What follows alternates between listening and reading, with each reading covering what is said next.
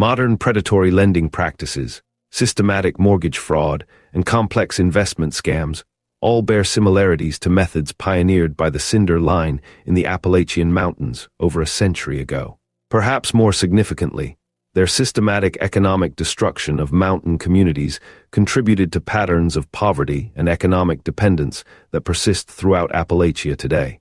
Families who lost their land to Cinder Line manipulation were forced into cycles of tenancy and wage labor that prevented them from rebuilding economic independence.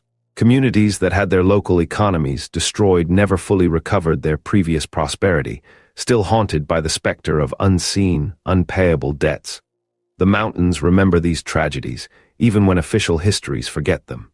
In the deepest hollows of Appalachia, where cell towers still can't reach and GPS systems fail, old-timers still speak in whispers about the Harrows, the Sepulchre Kin, and the Cinder Line.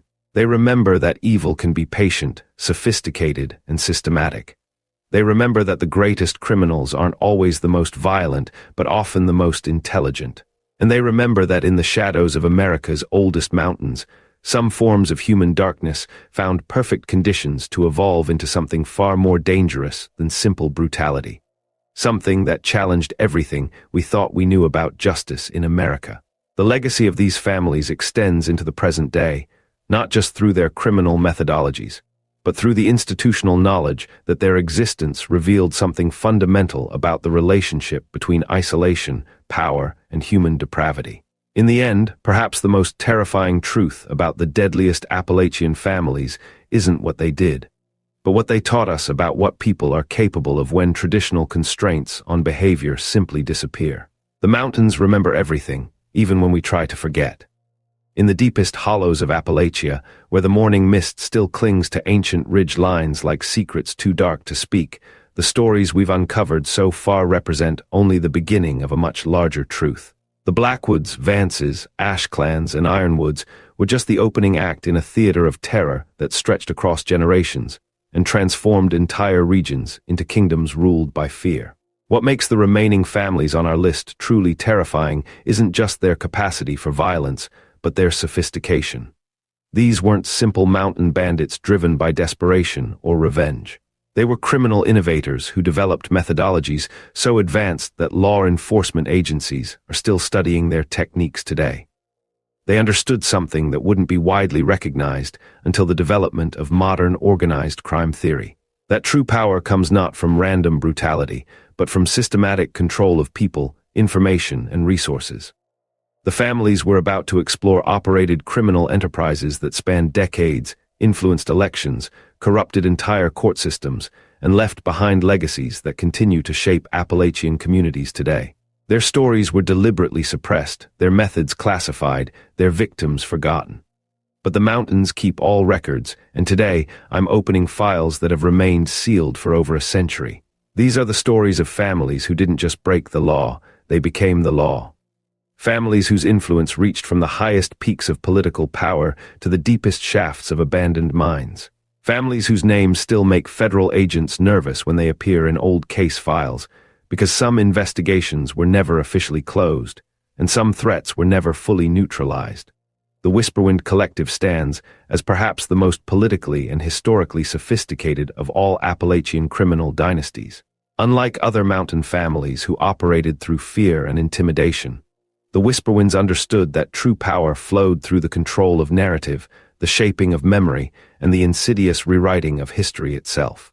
Between 1890 and 1954, this family effectively purchased and controlled the entire informational and political structure of Meadowlark County, West Virginia, creating what federal investigators would later describe as the first true history state within the United States. The Whisperwind organization began when Eliza, the chronicler Thorne, a distant relative of the Sepulchre Kin and a former librarian with a photographic memory, returned from the Civil War with two crucial advantages: an eidetic recall for details and a substantial cache of historical documents she had liberated from abandoned libraries and archives. Eliza recognized that the chaotic post-war period presented unprecedented opportunities for those willing to exploit the weakness of traditional authority structures and the general populace's hunger for verifiable information. Rather than establishing herself as a traditional mountain strongwoman, Eliza chose a different path. She began systematically purchasing influence within the emerging political and informational structures of Meadowlark County. Her method was elegant in its simplicity. Identify ambitious men and women with political potential or a desire for local prominence, provide them with curated facts and manufactured histories necessary to win elections, then collect on those debts once they were in office, ensuring they maintained the official narrative. Within a decade, the Whisperwind Network had placed their candidates in every significant political position in the county. The sheriff, the prosecutor, the county commissioners, the tax assessor, and eventually the state legislative representatives were all either Whisperwind family members or men and women whose political careers had been purchased with Whisperwind-approved narratives and subtly altered historical truths. But Eliza's true genius lay in her understanding of how to make this corruption appear legitimate, how to make lies feel like facts. Rather than simply buying votes or stuffing ballot boxes, the Whisperwinds developed what they called narrative architecture, a system of interlocking obligations and dependencies that made their control nearly invisible to outside observers because the very foundation of truth was altered. They established what appeared to be legitimate businesses: a local historical society, a regional newspaper, and a public record-keeping service. These enterprises served as fronts for money laundering and bribery distribution. But they also provided genuine services to the community, creating a network of citizens who had economic and social reasons to support Whisperwind candidates, regardless of any underlying criminal activities, because the Whisperwinds were seen as the purveyors of truth and heritage. The newspaper, the Meadowlark Chronicle, established in 1893, became the primary source of information for voters throughout the region. The Whisperwinds used their editorial control to shape public opinion, promoting their candidates while systematically destroying the reputations of anyone who opposed their interests, often by simply rewriting their past or inserting fabricated historical context. Their technique for character assassination was remarkably sophisticated. Rather than making obviously false accusations, they would subtly alter existing records or introduce misleading historical anecdotes that, while not directly incriminating, cast long shadows of doubt. A reform candidate might find his family's land records subtly altered to show a generations-old dispute with a disreputable figure. Suddenly front-page news just weeks before an election, implying his family was built on a lie. A crusading prosecutor might discover that his personal indiscretions were being discussed in every barber shop and church meeting in the county, subtly framed as family history rather than current gossip. What made the Whisperwind system particularly effective was its use of legitimate legal and historical mechanisms to accomplish criminal goals. When they wanted to eliminate a business competitor, they didn't burn down his store. Instead, they would have the local historical society discover an ancient boundary dispute on his land based on subtly altered colonial deeds. The tax assessor would reassess his property at inflated values due to a newly discovered historical mineral right. The licensing board would find technical violations based on newly unearthed regulations. The target would find himself facing thousands of dollars in unexpected costs and regulatory hurdles that mysteriously didn't affect Whisperwind-connected businesses because their history was always clean. By 1910, the Whisperwind organization had extended its influence beyond Meadowlark County. They had established relationships with political figures throughout West Virginia and had begun placing their candidates in state-level positions, subtly influencing the crafting of public record laws and historical preservation acts. Eliza's son, Justice Elias Thorne, was elected to the West Virginia Supreme Court in 1912, giving the family influence over the state's highest judicial and historical authority.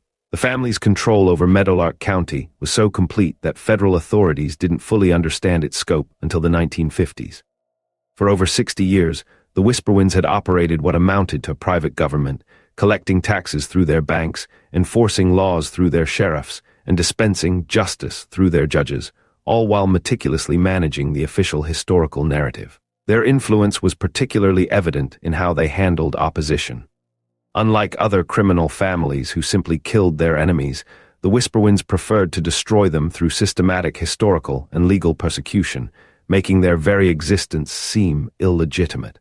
Reform candidates would find themselves facing tax evasion charges based on creative interpretations of revenue law, often stemming from errors in historical property assessments. Newspaper editors who criticized Whisperwind policies would discover that their businesses were suddenly subject to intense regulatory scrutiny, or that their own family's history was being quietly reevaluated in the local archives. Citizens who complained too loudly about county services would find themselves facing criminal charges for historical defamation or public disturbance, often based on eyewitness accounts subtly influenced by the Whisperwind narrative. The Whisperwind organization also pioneered what modern law enforcement recognizes as institutional historical corruption. They didn't just bribe individual officials, they corrupted entire systems. The county's budget process, for example, was structured so that all major expenditures had to be approved by committees controlled by Whisperwind associates, who would frame all decisions in terms of preserving local heritage or righting historical wrongs. Road construction contracts, school building projects, and public works programs all involved Whisperwind-owned companies charging inflated prices for substandard work, but justified by historical necessity. Most disturbing was their control over the judicial system. The Whisperwinds had effectively purchased justice and historical fact in Meadowlark County. Criminal cases involving family members or associates were routinely dismissed on technical grounds, often citing obscure historical legal precedents. Civil lawsuits against Whisperwind businesses were decided in favor of the family, regardless of the evidence, because the documented facts had been subtly altered. Property disputes were resolved according to Whisperwind interests rather than legal precedent, because the property's very history had been rewritten. The family maintained detailed records of their corruption network, treating it like any other business enterprise, a living, breathing archive of lies. Federal investigators who finally gained access to Whisperwind archives in 1954 discovered ledgers showing systematic payments to over 200 officials across 3 states. Documentation of fixed elections dating back to 1895, often won by shifting historical census data, and evidence of coordinated criminal conspiracies involving multiple state governments, all buried under layers of plausible, yet false, historical justification. The Whisperwind empire finally collapsed when they made the mistake of attempting to fix a federal election in 1952, not just by buying votes, but by trying to alter the historical context of the election itself, creating fake town histories and voting records in other counties. Their standard techniques for controlling local politics and history proved inadequate when applied to national campaigns, and their heavy-handed manipulation of voting procedures and historical census data attracted attention from federal authorities who had previously ignored their activities as local corruption. The federal investigation that followed revealed the full scope of the Whisperwind organization. What had appeared to be isolated incidents of local corruption was actually a coordinated criminal enterprise that had been systematically looting public resources for over half a century, justifying their actions by subtly rewriting the past. The family had stolen an estimated $40 million from county and state governments through inflated contracts, fraudulent land deals, and systematic tax evasion, all covered by layers of manufactured history. The trials that followed established important legal precedents for prosecution of political and historical corruption.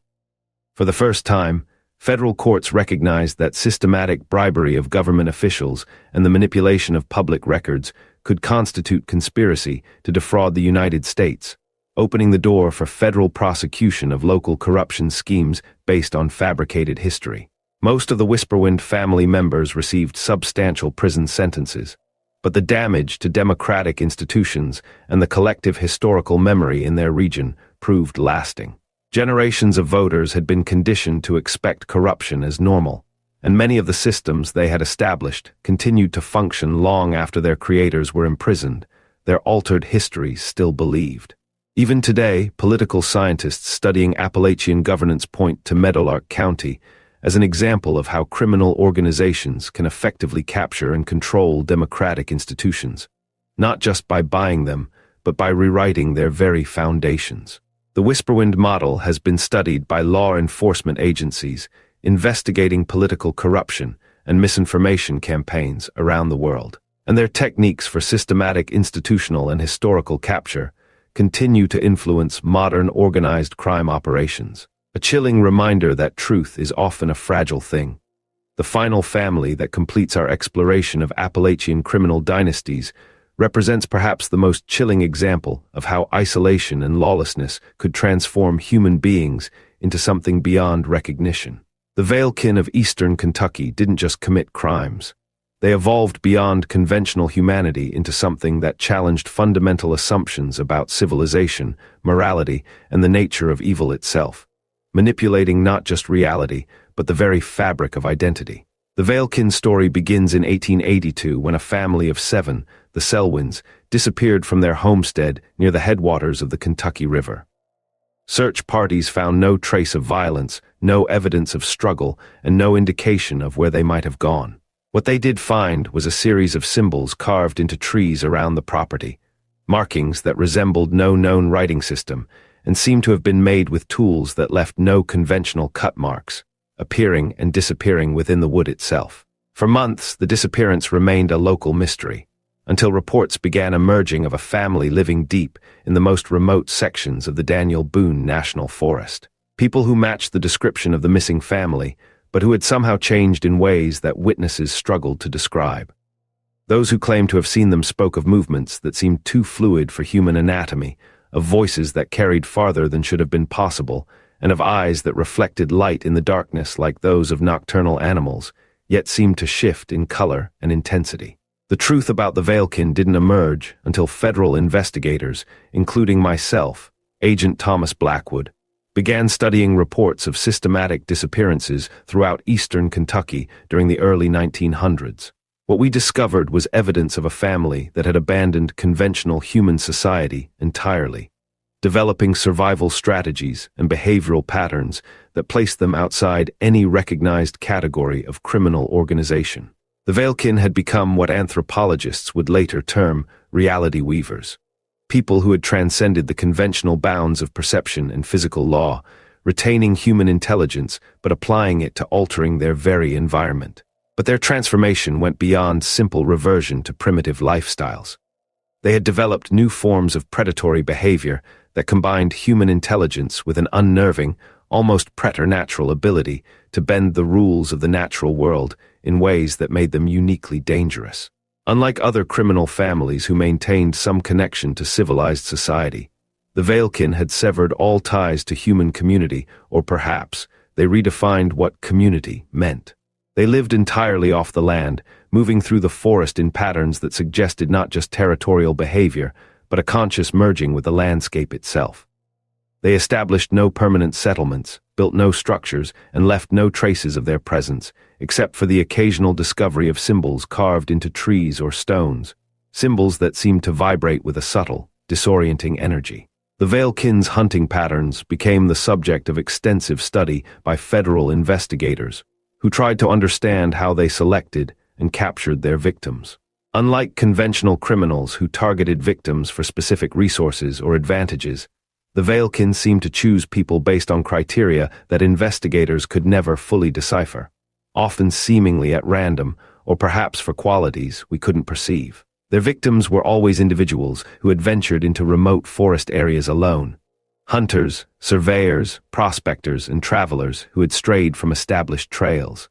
The disappearances followed consistent patterns that suggested careful observation and planning. Victims would be tracked for days or weeks before being taken, their routines studied, their weaknesses identified, and their very perceptions subtly altered.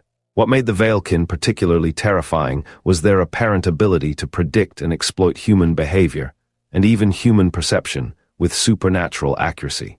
They seemed to understand exactly how their victims would react to specific stimuli, allowing them to manipulate people into making decisions that placed them in vulnerable positions, subtly nudging them towards a fate they couldn't grasp. Survivors of Valekin encounters, rare as they were, described experiences that challenged rational explanation. They spoke of being stalked through the forest by shapes that moved through trees without disturbing branches, of hearing voices that seemed to come from multiple directions simultaneously, yet whispered directly into their minds, of finding their equipment mysteriously rearranged in ways that created profound psychological pressure. almost as if reality itself was playing tricks on them. The family's technique for isolating victims involved what investigators came to call perceptual shifting. They would use sounds, movements, and environmental manipulation to gradually separate individuals from groups, but not just physically. They would subtly alter the victim's perception of their surroundings, making their companions seem distant or their path seem to disappear, creating situations where people made decisions that seemed logical but ultimately led them away from safety and into Veilkin territory. Federal agents who attempted to track the Veilkin in their forest territory reported experiences that bordered on supernatural. Compasses would malfunction, maps would prove inaccurate, and familiar landmarks would appear in wrong locations or subtly change their appearance when not directly observed.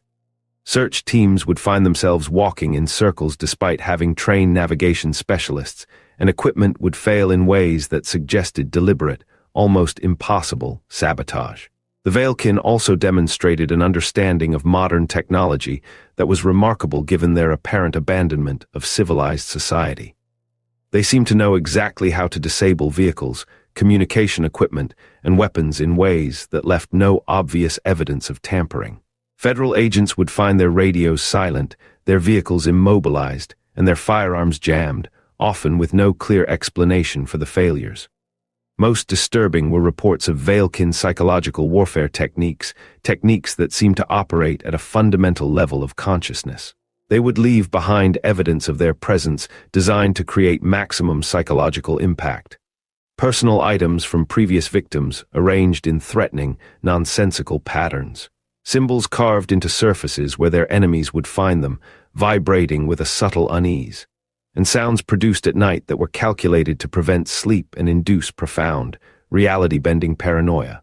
The family's territorial behavior followed patterns that suggested they had developed their own complex social structure and communication systems, perhaps even a shared consciousness. Different sections of the forest showed evidence of different Veilkin activities.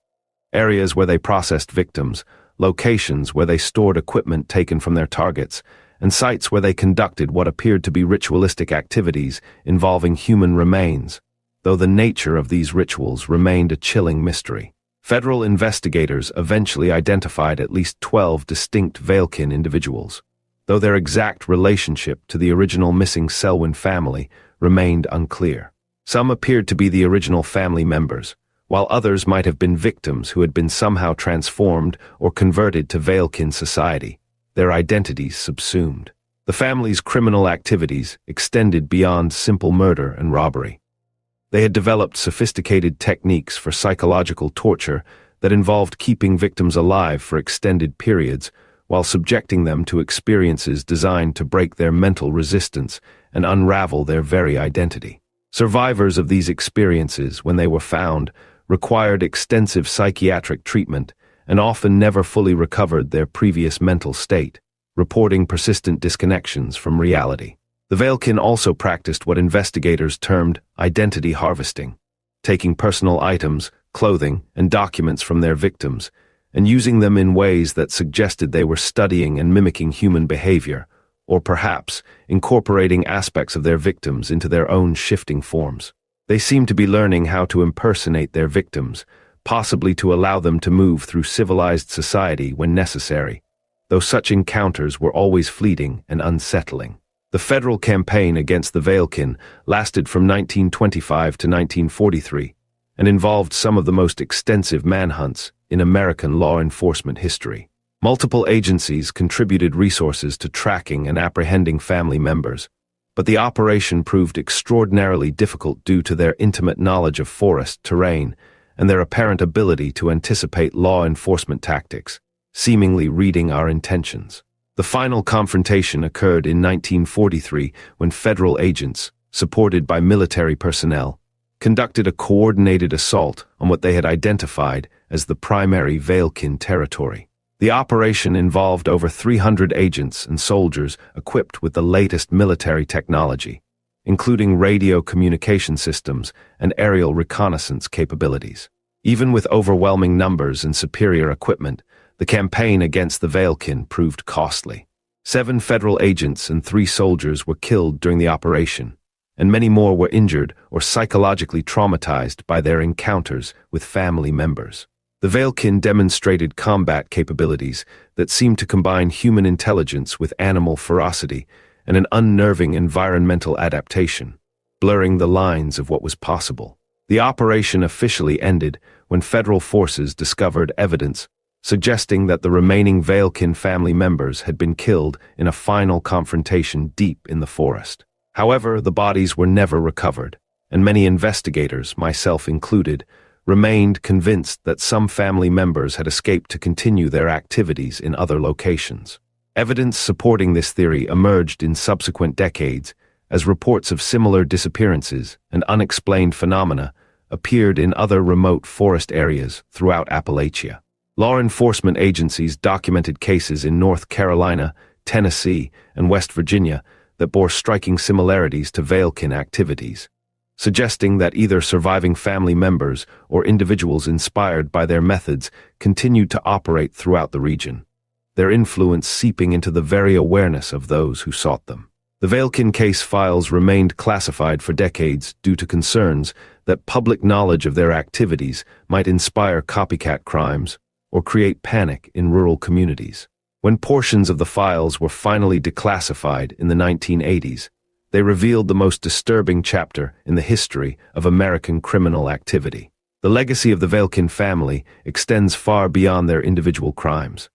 Their case forced law enforcement agencies to develop new approaches to tracking criminals who operated outside conventional social structures, and their psychological warfare techniques influenced military and intelligence training programs that continue to this day. Perhaps most significantly, the Veilkin story revealed how completely human beings could abandon civilized behavior while retaining the intelligence and adaptability that made them uniquely dangerous. Their transformation from ordinary mountain family to something resembling organized predators that could twist reality challenged fundamental assumptions about human nature and the effectiveness of traditional law enforcement methods.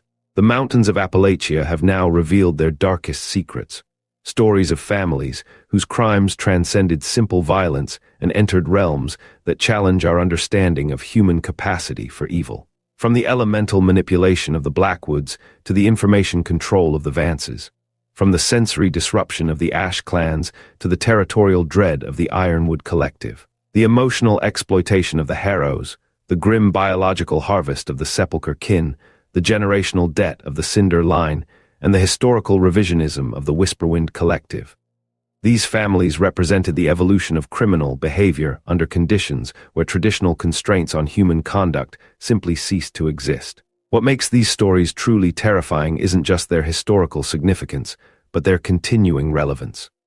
The techniques developed by these Appalachian criminal dynasties provided templates for organized crime, political corruption, financial fraud, and psychological manipulation that continue to influence criminal behavior today. Modern law enforcement agencies still study their methods, and elements of their approaches can be recognized in contemporary criminal organizations around the world. The isolation of the Appalachian Mountains created laboratory conditions where criminal innovation could flourish unchecked for decades. Without effective law enforcement, reliable communication, or strong institutional oversight, these families were free to develop and refine approaches to criminal activity that would have been impossible in more civilized regions. But perhaps the most disturbing legacy of these families is what they revealed about the fragility of civilization itself. Under the right conditions, with sufficient isolation and freedom from consequences, ordinary human beings proved capable of transforming into something far more dangerous than simple criminals. They became innovators of evil, pioneers of techniques for manipulating, exploiting, and destroying their fellow human beings that challenged every assumption about human nature and social order. The mountains remember everything, and the lessons learned from these criminal dynasties continue to echo through the hollows and ridges of Appalachia.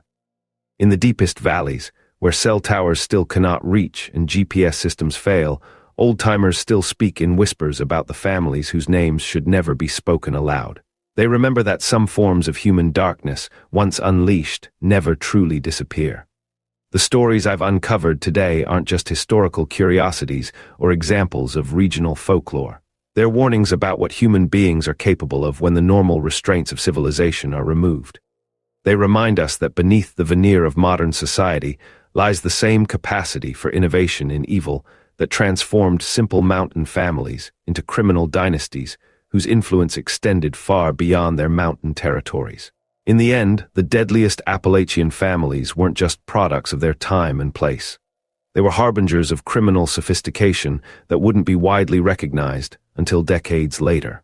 Pioneers of techniques that continue to challenge law enforcement and threaten communities today. Their legacy lives on, not just in the mountains where they once ruled, but in the ongoing struggle between those who would exploit human weakness and those who work to protect society from the darkness that dwells within us all. The mountains keep their secrets, but they also preserve their warnings. And in an age where technology and globalization have created new opportunities for those who would prey upon their fellow human beings, perhaps it's time we listened more carefully to what the shadows of Appalachia have been trying to tell us all along. The mountains held their breath as federal agents prepared for what would become the largest law enforcement operation in Appalachian history. What they discovered in those final raids would challenge everything they thought they knew about the nature of evil itself. By 1954, the criminal dynasties we've explored had pushed beyond simple lawlessness into realms that defied conventional understanding. But their reign of terror was about to face its ultimate test. The coordinated federal response began with Operation Mountain Sweep, a classified initiative that brought together resources from the FBI, federal marshals, and military intelligence units. What made this operation unprecedented wasn't just its scope, but the acknowledgement by federal authorities that they were dealing with criminal organizations unlike anything previously encountered in American law enforcement. The operation targeted 7 remaining criminal strongholds simultaneously, using tactics borrowed from military siege warfare rather than conventional police procedures. Federal planners had learned from decades of failed investigations that traditional law enforcement methods were inadequate against families who had evolved their own forms of governance, justice, and territorial control. But even as federal forces closed in on their targets, the most dangerous family on my list was already preparing for their final, most horrifying demonstration of power. The Vailkin of eastern Tennessee had been watching, waiting, and planning for this moment for over 30 years. The Vailkin dynasty represented the absolute pinnacle of Appalachian criminal evolution. Unlike other families who specialized in violence, manipulation, or financial crimes, the Vailkin had transcended conventional criminality entirely. They had become something that challenged the very foundations of human civilization. A family that had learned to weaponize reality itself and to fundamentally alter consciousness. The Vailkin criminal empire began in 1922 when Dr. Elias Thorne, a disgraced psychiatrist fleeing malpractice charges in Chicago for experimental therapies, established what he called a consciousness cooperative in the most remote section of the Cherokee National Forest. Thorne had been experimenting with what he termed collective awareness manipulation, techniques for altering group perception and behavior that were decades ahead of anything being studied in legitimate psychology. But Elias Thorne's experiments went far beyond academic research. He had discovered something in the isolated mountain environment that amplified his psychological manipulation techniques beyond anything he had achieved in urban settings. The combination of geographic isolation, close-knit family structures, and the unique, subtle energetic properties of the mountain environment created conditions where reality itself seemed malleable to those who understood how to exploit it. The Vailkin family's signature ability was what they called consensus reality warping. They could convince entire communities that events had occurred that never actually happened, that people existed who were figments of imagination, and that established facts were false memories implanted by outside authorities. Their technique involved systematic psychological conditioning, combined with what appeared to be a supernatural influence over local environmental and mental conditions. The Vailkin would identify a target community, then begin a carefully orchestrated campaign to destabilize the residents' confidence in their own perceptions and memories. The process began with subtle environmental manipulation. The Vailkin had learned to trigger localized weather phenomena, create optical illusions using natural atmospheric conditions, and produce sounds that seemed to come from impossible directions.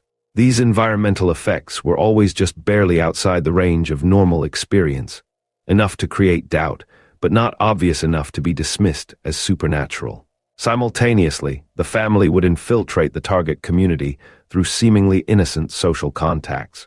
Veilkin family members were master actors who could assume any personality or background necessary to gain trust and access to their targets. They would establish themselves as helpful neighbors, respected community members, and trusted confidants. Once they had gained acceptance, the Veilkin would begin the psychological phase of their operation. They would gradually introduce conflicting information about past events, question the accuracy of their targets' memories, and suggest alternative explanations for established facts. The process was so subtle that victims rarely realized their perceptions were being systematically altered. But the Veilkin's most terrifying ability was their apparent capacity to create shared hallucinations that affected entire groups simultaneously.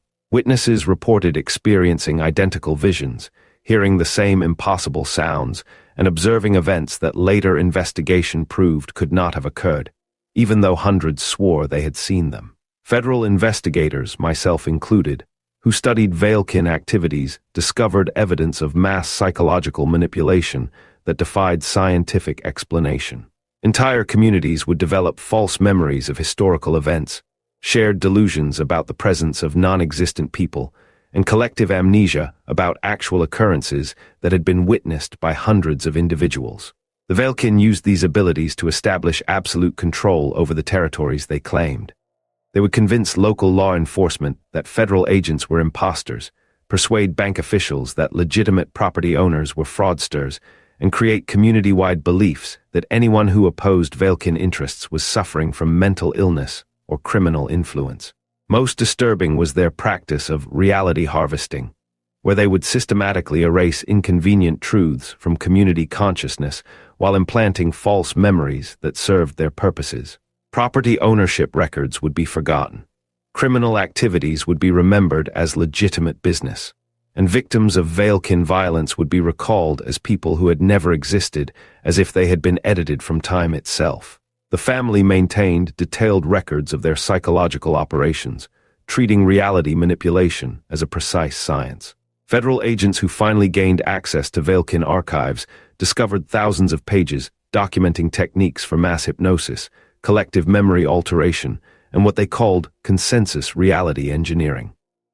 These documents revealed that the Veilkin had been conducting what amounted to large-scale psychological experiments on human populations for over 3 decades. They had developed methodologies for controlling group behavior that wouldn't be understood by mainstream psychology until decades later.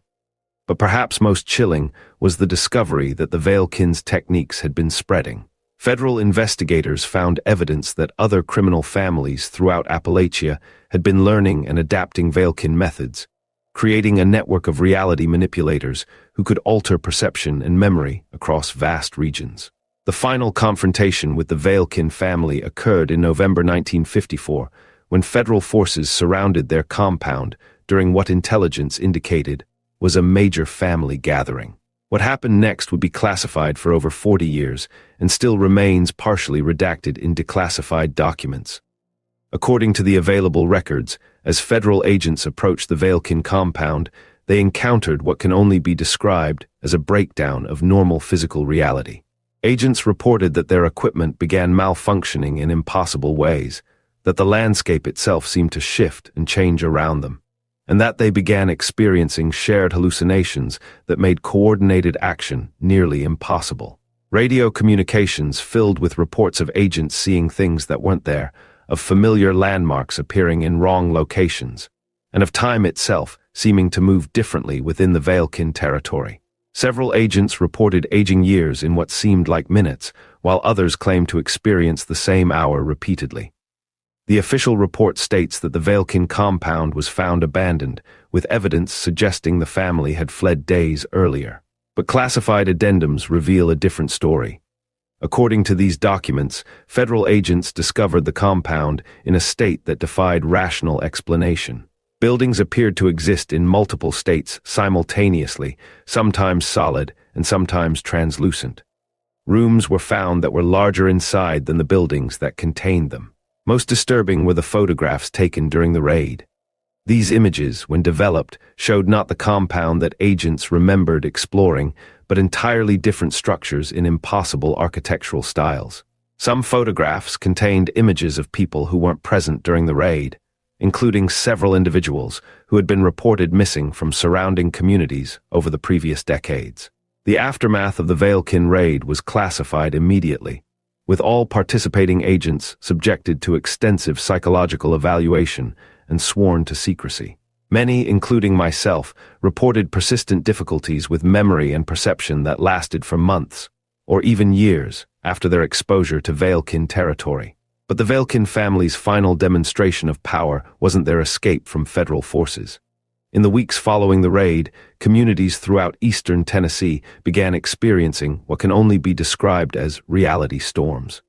Entire towns would wake up with shared memories of events that had never occurred. Historical records would be found altered in ways that suggested they had always contained different information. Most terrifyingly, people began disappearing, not just physically, but from memory and record. Families would discover empty bedrooms and realize they couldn't remember who had lived there. Communities would find unused buildings and be unable to recall their original purpose. It was as if the Veilkin were systematically erasing evidence of their existence while creating false histories to replace the truth. The federal investigation into Veilkin activities continued for over a decade, but agents found themselves fighting an enemy that could alter the very evidence they were trying to collect. Witnesses would forget what they had seen, documents would be found changed, and investigators would discover that their own memories of previous findings had been altered, twisted to fit a new, unsettling narrative. The case was finally closed in 1967, not because it was solved, but because continuing the investigation was deemed too dangerous to the mental health of federal personnel. The official conclusion stated that the Veilkin family had been successfully dispersed and no longer posed a threat to public safety. But classified reports from the following decades suggest otherwise. Similar reality manipulation phenomena have been documented in dozens of locations across the United States, always in isolated areas where small communities report shared false memories, altered historical records, and the mysterious disappearance of people who seem to be forgotten by everyone who knew them. The final entry in the Veilkin case file, written by the last federal agent assigned to the investigation before his own unexplained disappearance, provides a chilling assessment of what the family represented. The Veilkin didn't just commit crimes against individuals or communities. They committed crimes against reality itself. They proved that truth, memory, and even existence can be weapons in the hands of those who understand how to use them. We may have scattered this particular family, but we never learned how to counter their techniques. Somewhere out there, someone is still editing reality, and we don't even know what we've forgotten. I barely remember writing this. The story of these 9 deadliest Appalachian families reveals more than just a catalog of historical crimes. It demonstrates how isolation, desperation, and the absence of effective authority can create conditions where human beings evolve beyond conventional morality into something far more dangerous than simple criminals. Each family we've explored represents a different form of criminal evolution. The Blackwoods and Vances showed how land and information could be weaponized into generational warfare. The Ash clans demonstrated how cultural isolation could breed practices that challenged conventional understanding of human behavior through sensory manipulation. The Ironwoods proved that military tactics could be adapted for criminal purposes with devastating environmental effectiveness. The Harrows mastered psychological manipulation decades before it became recognized as a legitimate field of study, preying on despair. The Sepulchre kin weaponized religious belief and pseudoscience in ways that made their violence seem divinely sanctioned for harvesting. The Cinder line pioneered economic warfare techniques that wouldn't be widely understood until the development of modern white-collar crime prosecution, binding generations in debt. The Whisperwind Collective showed how democratic institutions could be purchased and controlled by criminal organizations by rewriting history itself. And the Veilkin transcended all previous criminal innovation by learning to manipulate reality itself, demonstrating that the ultimate weapon isn't violence or money or influence, but control over truth and memory, and perhaps consciousness itself. But perhaps the most disturbing legacy of these families isn't their individual crimes, but what they taught us about human potential for evil. Under the right conditions, with sufficient isolation and freedom from consequences, ordinary people proved capable of innovations in cruelty and manipulation that challenged every assumption about human nature and social order. The techniques developed by these Appalachian criminal dynasties didn't disappear when their creators were finally scattered or destroyed. They were preserved, passed down, and adapted by new generations of criminals who understood that the greatest advantages come not from superior firepower or resources, but from a superior understanding of human weakness and social vulnerability. Modern organized crime, political corruption, financial fraud, and psychological manipulation all bear the fingerprints of methods pioneered in the isolated mountains of Appalachia over a century ago. The families we've studied were criminal innovators whose influence extends far beyond their mountain territories and far beyond their historical time period. Today, in an age of global communication and surveillance technology, it's tempting to believe that such criminal dynasties could never again flourish in isolation. But the Appalachian Mountains continue to harbor secrets that technology cannot penetrate and authorities cannot access. Deep in the most remote hollows, where cell signals fail and satellite images show only endless forest canopy, there are still places where the old ways persist. Places where certain family names are spoken only in whispers, where certain territories are avoided even by experienced hunters and hikers, where the mountains themselves seem to remember the violence and innovation that once flourished in their shadows. The 9 deadliest Appalachian families may be gone, but their legacy lives on in the techniques they developed, the institutions they corrupted, and the communities they forever changed. They proved that evil, like any other human endeavor, can be studied, refined, and perfected by those willing to abandon conventional moral constraints. In the end, perhaps the most terrifying truth about these criminal dynasties isn't what they did, but what they revealed about what people are capable of doing when traditional social controls break down. They showed us that civilization is far more fragile than we want to believe, and that human beings possess capacities for innovation in evil that match their capacity for innovation in good. The mountains remember everything, including the lessons these families taught about the dark potential that lurks within human nature. And in an increasingly divided and polarized world, where social institutions face growing challenges and traditional authorities struggle to maintain legitimacy, perhaps it's time we paid closer attention to what the shadows of Appalachia have been trying to warn us about all along. The deadliest Appalachian families are gone, but the conditions that created them persist wherever isolation, desperation, and the absence of effective justice create opportunities for those willing to explore the darker possibilities of human innovation. Their stories aren't just historical curiosities, they're warnings about what we might become when the normal constraints on human behavior simply disappear. The Appalachian Mountains stretched endlessly into the mist, their ancient ridges holding secrets that federal authorities had spent decades trying to bury.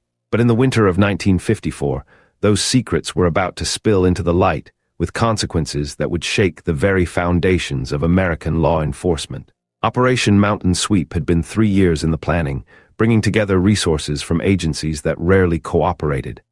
FBI behavioral analysts, federal marshals with decades of experience, and military intelligence specialists who understood that they weren't just hunting criminals. They were confronting something that had evolved beyond conventional criminal behavior entirely.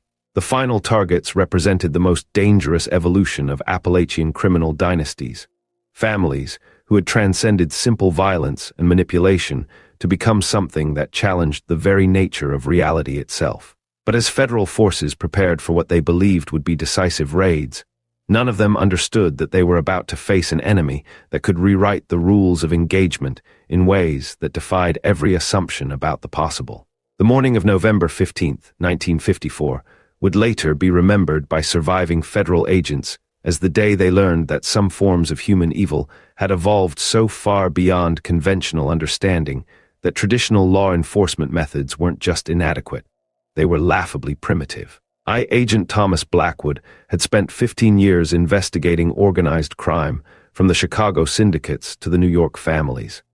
I thought I had seen every form of criminal sophistication that human beings could devise.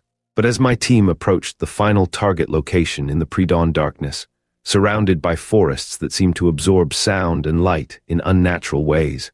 I began to understand that everything I thought I knew about criminal behavior was about to be proven inadequate. The Vailkin family of eastern Kentucky represented the absolute pinnacle of criminal evolution. For over a century, they had been developing techniques that went beyond psychological manipulation, beyond financial control, beyond even the reality manipulation of families like the Cranes, as the original file referred to them. The Vailkin had learned to weaponize consciousness itself, to alter not just perception and memory, but the fundamental structure of awareness and identity. What made the Vailkin uniquely terrifying wasn't their capacity for violence, though they were certainly capable of extraordinary brutality. It wasn't their sophistication, though their methods were decades ahead of anything law enforcement had encountered. What made them truly dangerous was their apparent ability to exist in multiple states of reality simultaneously. To be present and absent, alive and dead, human and something else entirely, all at the same time. Federal surveillance of Vailkin territory had revealed phenomena that challenged scientific understanding. Agents would observe family members in multiple locations simultaneously, engaging in different activities while maintaining what appeared to be full consciousness and purposeful behavior in each manifestation. Photography would reveal figures that cast no shadows or cast multiple shadows in different directions. Audio recordings would capture conversations involving voices that didn't correspond to any visible speakers. The family's criminal activities operated on levels that traditional law enforcement couldn't adequately address. They didn't just commit crimes, they altered the reality in which those crimes occurred, making it impossible to establish what had actually happened or who was responsible. Witnesses would provide testimony that was internally consistent but completely contradicted by physical evidence. Evidence would exist in forms that made no logical sense, seeming to prove multiple contradictory versions of events simultaneously. As my team and I established our positions around what intelligence indicated was the primary Vailkin compound, we began to experience the disorienting effects that had been reported by previous surveillance teams. Time seemed to move differently within the family's territory. Clocks would show different times despite being synchronized. Radio communications would arrive before they were sent or would be received by agents who hadn't yet transmitted them. The compound itself presented visual contradictions that hurt to observe directly. Buildings appeared to be simultaneously occupied and abandoned, new and ancient, solid and translucent. Smoke rose from chimneys of structures that showed no signs of habitation. Lights moved behind windows of buildings that surveillance had confirmed were empty. I activated my radio to coordinate the final approach. But instead of reaching my tactical team, I found myself in conversation with someone claiming to be my grandfather, who had died 20 years earlier. The voice was unmistakably familiar, discussing details of my childhood that no one else could have known. The conversation lasted 17 minutes, according to my watch, but when I checked with my team, they reported that no radio transmission had occurred and that I had been silent for over an hour. This was the moment when federal authorities began to understand that they weren't just dealing with sophisticated criminals. They were confronting something that existed outside the normal parameters of reality, something that could manipulate the fundamental structures of consciousness and existence in ways that made conventional law enforcement meaningless.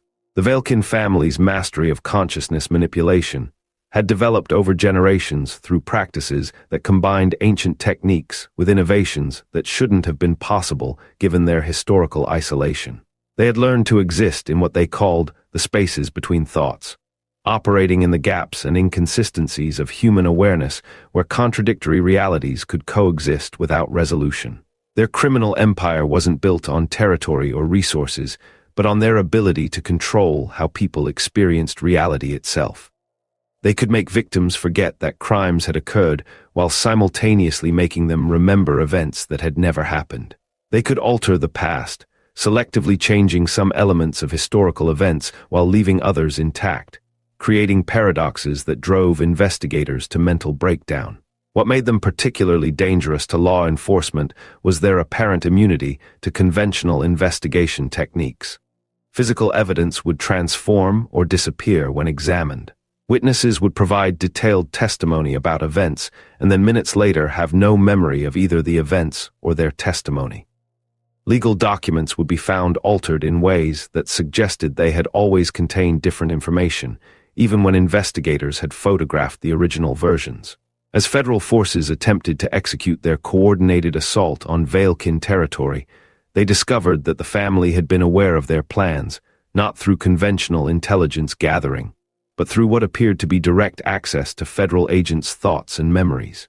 Agents would find themselves following tactical plans that they had never received, responding to orders that had never been given, coordinating with team members who didn't exist. The assault quickly devolved into chaos, as agents lost the ability to distinguish between their actual mission and false memories that the Veilkin were implanting in real time.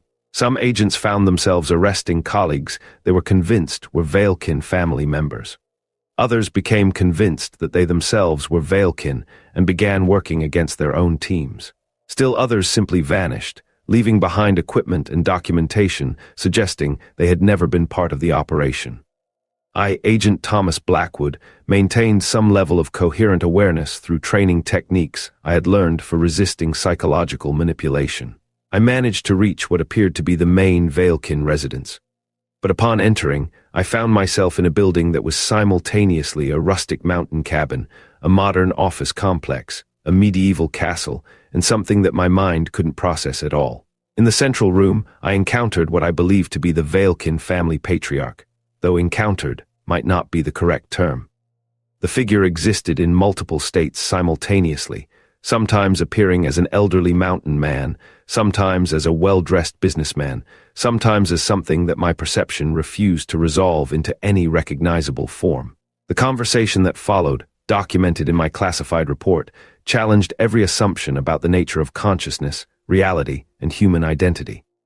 The Veilkin patriarch explained that reality was far more malleable than most people understood, that consciousness was not confined to individual brains, but was a field that could be manipulated by those who understood its true nature.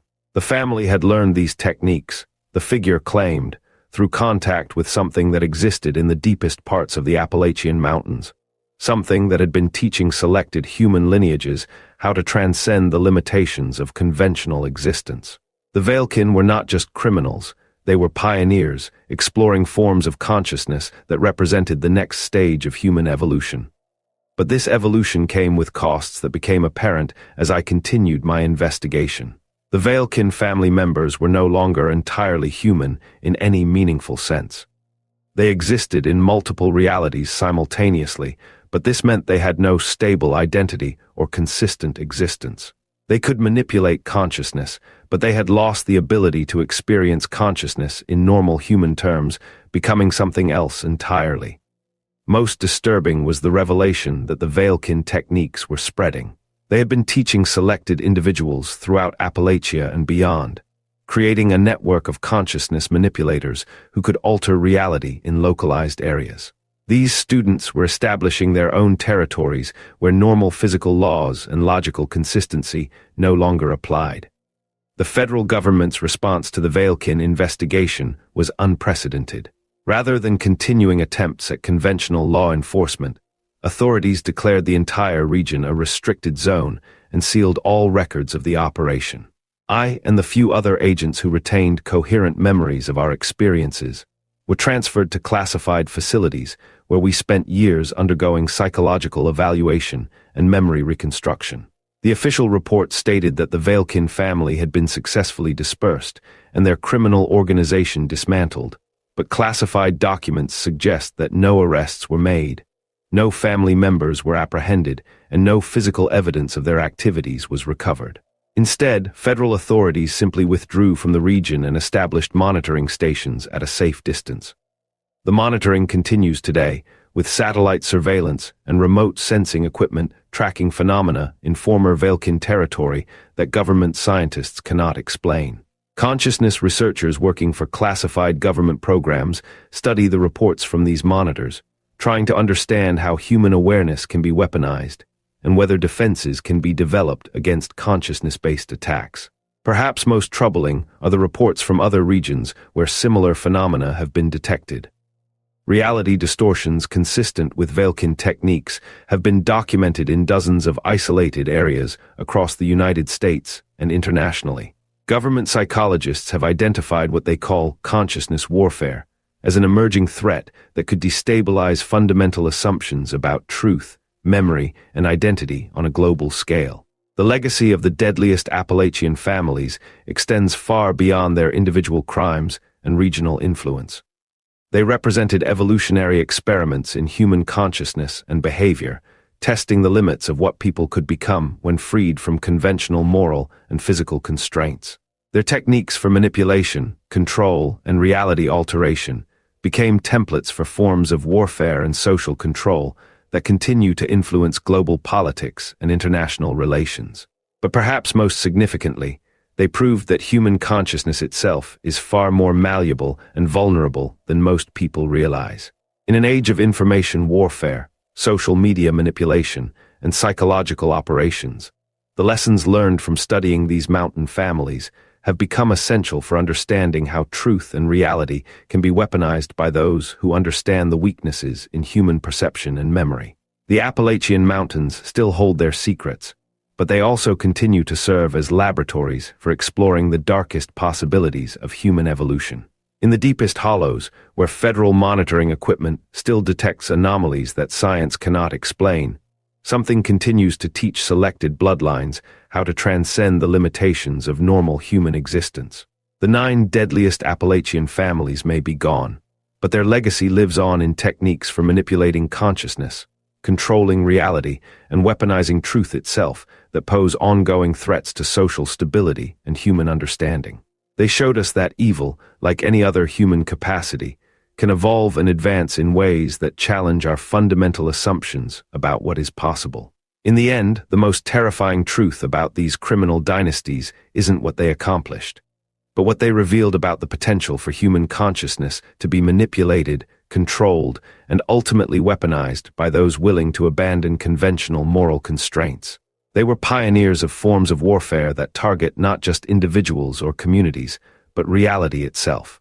The mountains remember everything, including the lessons about consciousness and reality that these families discovered in their explorations of human evil. And as our world becomes increasingly connected and digitized, creating new vulnerabilities in human perception and awareness, perhaps it's time we paid closer attention to what those ancient ridges learned about the weaponization of consciousness itself. The deadliest Appalachian families are gone, but the questions they raised about the nature of reality, consciousness, and human identity remain as relevant today as they were in the shadow-carved valleys, where they first learned to reshape the world through the manipulation of awareness itself. What chilling truth did you find most disturbing? Let me know in the comments below, and don't forget to subscribe for more hidden histories.